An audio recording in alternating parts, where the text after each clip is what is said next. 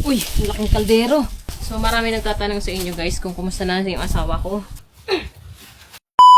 So guys, itong part ng bahay namin, so sabi ng asawa ko ang tawag daw dito ay shadow. Ngayon, kita nyo naman, tinubuan na ng mga bushes. Actually, hindi talaga siya bushes eh. Mga raspberry. So yung mga patay na raspberry nandiyan na sa loob. Kaya ngayon, ang mission ko ngayong araw na to ay lilinisin siya.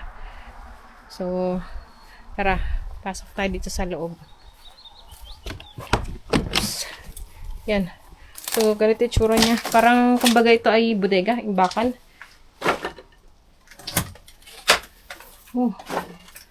Yan, mga imbakan ito dito. So, yan. Tsura guys. Ang aim natin dito ay matanggal itong mga patay na damo. Yan. So, ayusin natin. Samahan niyo ako. 13 degrees outside. Kaya lang parang dito kasi malilim. Medyo ramdam mo yung ginaw.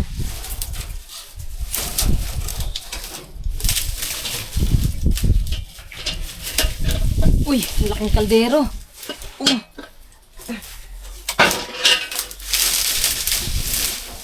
Paso. Tatanggalin muna natin yung mga laman dito guys.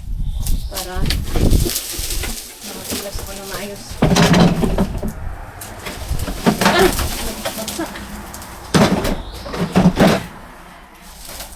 So marami nagtatanong sa inyo guys kung kumusta na yung asawa ko.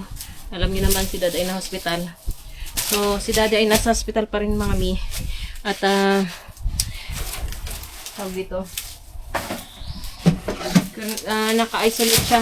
Pinarantin siya kasi baka daw may bakterya siya na kakaibang bakterya galing sa Pilipinas. So, nasawa ko kasi ilang araw na yun siya nilalagnat.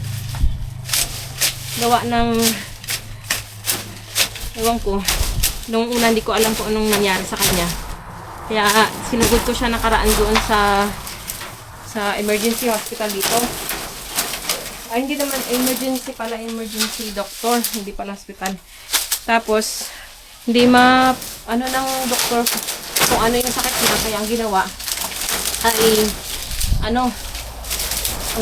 ay pinadala siya sa hospital.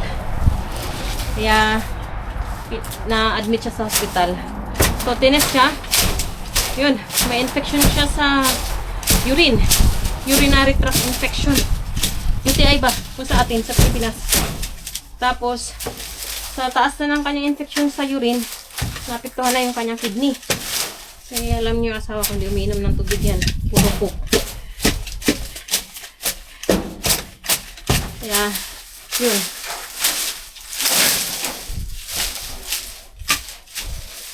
Tapos, mababa pa yung kanyang potassium. Kaya pala siya nanghihina kasi mababa yung potassium niya.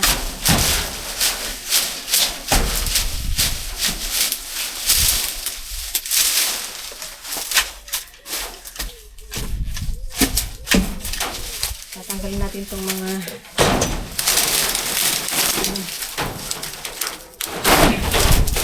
bullshit. Itong isang to, naging puno na guys, oh. Di ko alam paano ito nabuhay, eh. Wala namang araw dito. So, di ko alam paano gagamitin ko dito kung kayanin itong aking gamit na yan.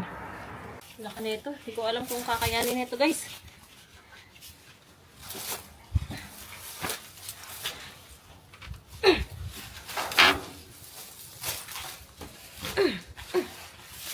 Pero sabi nila, kapag gusto may paraan. Oh, naputo natin. Uy, sa taas kailangan natin tuloy nagsabit. Wait lang.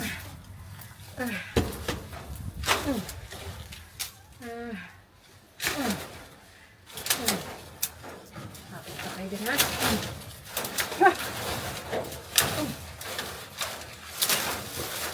Oh, laki.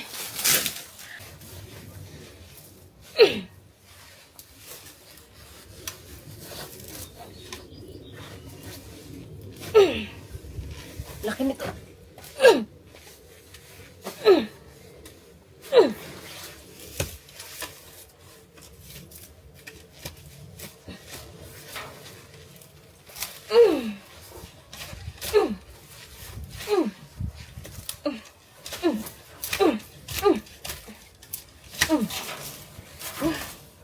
Ito na siya. So, sinagad ko guys. Sinagad ko para hindi na umusli o tumubo uli.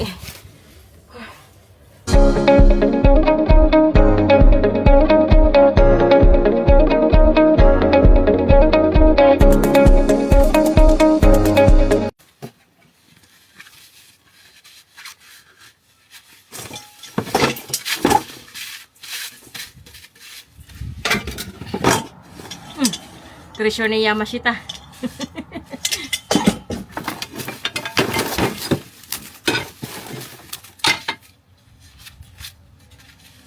Screwdriver.